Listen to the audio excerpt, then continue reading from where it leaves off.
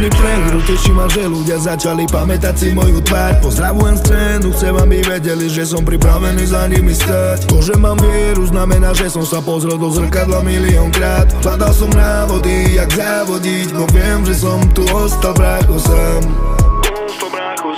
Boh je so mnou a bude pri mne stať.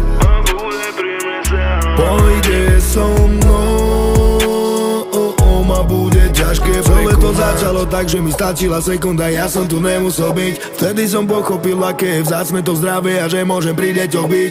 Ona ma zbadala, začala plakať a hovorí, že tak to muselo byť. Vtedy, keď